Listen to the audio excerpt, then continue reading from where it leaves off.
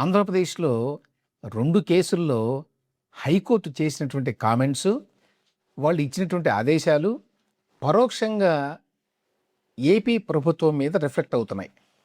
అసలు ఇటువంటి ఆదేశాలని హైకోర్టు బహుశా చాలా అరుదుగా ఇచ్చుంటుంది.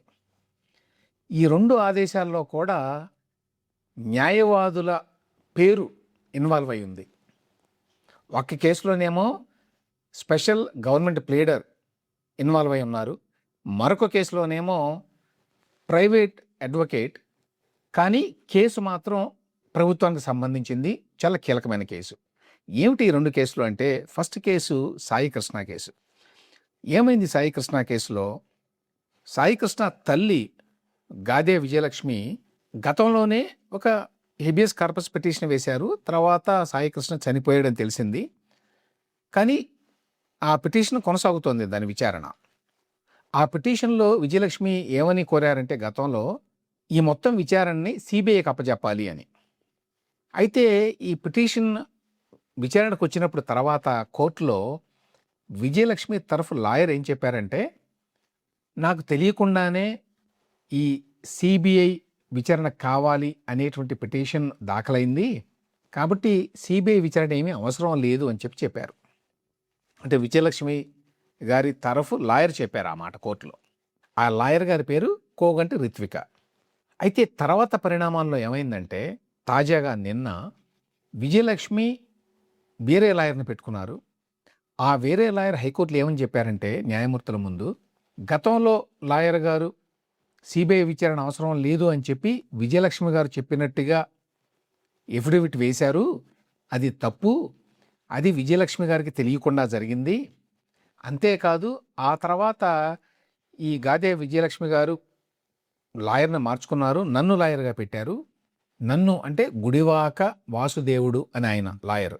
ఆయన చెప్పారు కోర్టుకి, నన్ను ఇప్పుడు పెట్టుకున్నారు, కానీ అంతకుముందున్న లాయరు ఎన్ఓసి ఇవ్వాలి, నో అబ్జెక్షన్ సర్టిఫికెట్, కొత్త లాయర్ టేకప్ చేయాలంటే వకాలత్. అయితే ఆ పాత లాయర్ గారు ఎన్ఓసి కూడా ఇవ్వడం లేదు అని కోర్టు దృష్టికి తీసుకొచ్చారు. ఎన్ఓసి ఇవ్వకుండానే వకాలత్ చేపట్టడానికి నాకు అనుమతి ఇవ్వండి అని కూడా కోరారు. వెంటనే న్యాయస్థానం చాలా సీరియస్గా తీసుకుంది ఈ విషయాన్ని. ఎందుకంటే పిటిషనర్కి తెలియకుండా పిటిషనర్ చెప్పినట్టుగా సిబిఐ ఎంక్వైరీ వద్దు అని చెప్పి ఎఫిడవిట్ని దాఖలు చేయటం అనేది మరి చాలా సీరియస్ విషయం. దానితో పాటు కొత్త న్యాయవాదికి ఎన్ఓసి ఇవ్వకపోవటం కూడా సీరియస్ విషయంగానే హైకోర్టు పరిగణించింది. దీని మీద ఆ పాత లాయర్కి నోటీసులు ఇవ్వండి, ఆవిడ వాదనలు విన్న తర్వాత, వెర్షన్ విన్న తర్వాత దీని మీద ఒక నిర్ణయం తీసుకుంటా ఉన్నారు. సో ఇక్కడ ఏం జరిగింది, ఏం జరిగి ఉంటుంది, ఏం జరిగింది? అంతకుముందున్న లాయర్ గారు సిబిఐ ఎంక్వైరీ వద్దని మా క్లయింట్ చెప్పారు అని చెప్పి ఎఫిడవిట్ ఇచ్చారు. ఈవిడ చెప్పారా లేదా అనేది కీలకమైన విషయం. బహుశా చెప్పినట్టుగా రిటర్న్గా ఎఫిడవిట్ మీద విజయలక్ష్మి గారి సంతకం ఉండి ఉండదు. మరి ఓరల్గా ఏమైనా చెప్పారా తెలియదు. చాలామందికి ఇక్కడ వచ్చే అనుమానం ఏంటి, బహుశా గవర్నమెంట్ ఈ విషయంలో బాగానే చేసింది కాబట్టి మరి ఆ సిఐ మీద కేసు పెట్టారు, అరెస్ట్ చేశారు. చాలామంది ఇన్వాల్వ్డ్ పర్సన్స్ ఎవరైతే ఉన్నారో పోలీసులు, వాళ్ళందరి మీద కేసు పెట్టారు. వాళ్ళలో చాలామందిని అరెస్ట్ చేశారు. దాని మీద ప్రత్యేకంగా ఒక స్పెషల్ ఇన్వెస్టిగేషన్ టీం కూడా వేశారు.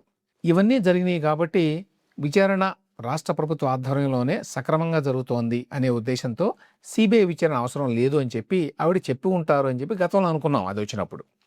కానీ ఇప్పుడు అట్లా కాదు అని చెప్పి తాజాగా విజయలక్ష్మి గారి లాయర్ కోర్టుకి చెప్పిన దాన్ని బట్టి అర్థమవుతోంది.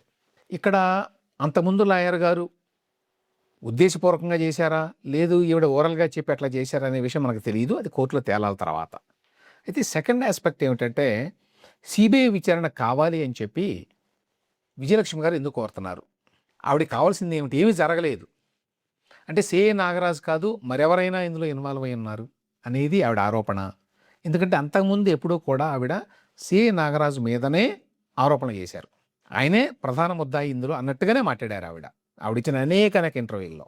మిగతా వాడంతా ఆయన కింద పనిచేసేవాళ్ళు, వాళ్ళ మీద కూడా కేసులు పెట్టారు. ఈ నేపథ్యంలో మరి విజయలక్ష్మి గారు కొత్తగా ఏం కోరుకుంటున్నారు? సిబిఐ ద్వారా సిబిఐ విచారణ ఎందుకు కావాలని కోరుకుంటున్నారు? వైసీపీ వాళ్ళు సిబిఐ విచారణ కావాలి ఈ కేసులో అని చెప్పి డిమాండ్ చేశారు. వైసీపీ వాళ్ళు ఎందుకు డిమాండ్ చేశారు అంటే, అది సిబిఐ దగ్గరికి వెళ్తే చాలా కాలం పాటు అట్లా దాన్ని లాగించవచ్చు, దాన్ని ఒక పొలిటికల్ ఇష్యూగా మలుచుకోవచ్చు అని వాళ్ళ ఉద్దేశం అనుకోండి. కానీ విజయలక్ష్మి గారు ఎందుకు చేస్తున్నారు ఆ పని?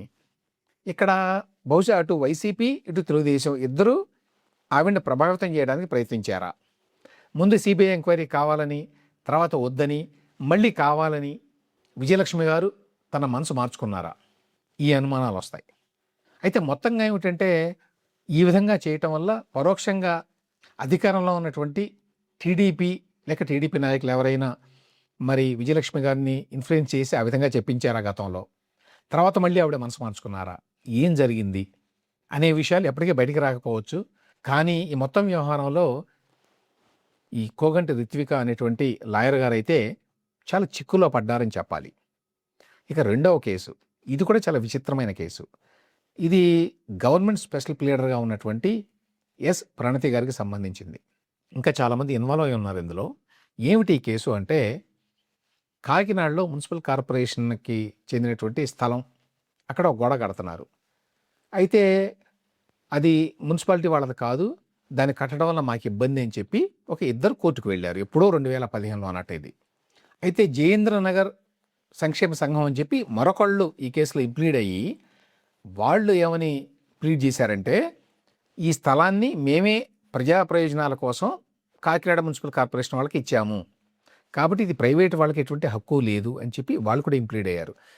ఎలాగూ కాకినాడ మున్సిపల్ కార్పొరేషన్ కూడా ఈ కేసులో ఉంటుంది ప్రతివాదిగా.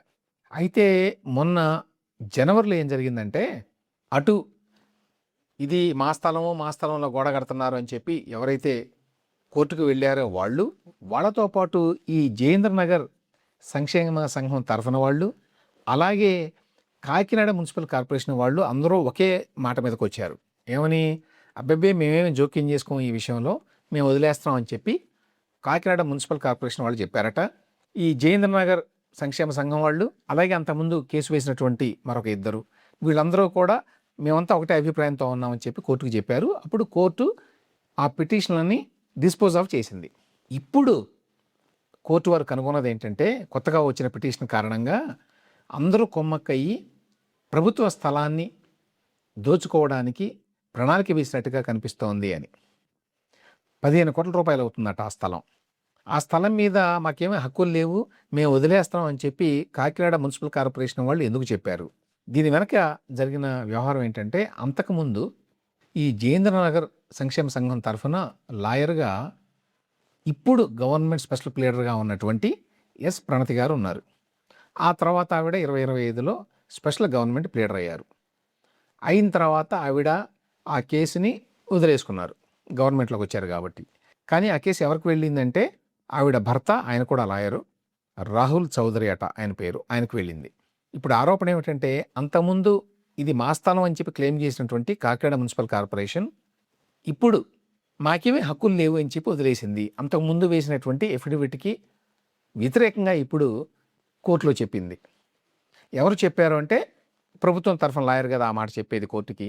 ఎవరైతే గతంలో జయేంద్రనగర్ సంక్షేమ సంఘం తరఫున లాయర్గా ఉన్నారో, ఎవరైతే ఇప్పుడు గవర్నమెంట్ తరఫున కాకినాడ మున్సిపల్ కార్పొరేషన్ తరఫు లాయర్గా కోర్టులో వాదించారో, ఆవిడ ఇప్పుడు గతంలో కాకినాడ మున్సిపల్ కార్పొరేషన్ ఏం చెప్పిందో దానికి వ్యతిరేకంగా చెప్పారు. అంటే మాకు హక్కులు లేవు అని చెప్పేశారు. ఈ మొత్తం వ్యవహారంలో ఏదో మతలబు జరిగింది. ప్రభుత్వాన్ని మోసం చేసి ప్రభుత్వ స్థలాన్ని కాజేయడానికి ప్రయత్నం జరిగింది అనేటువంటి అనుమానాలు వస్తున్నాయి.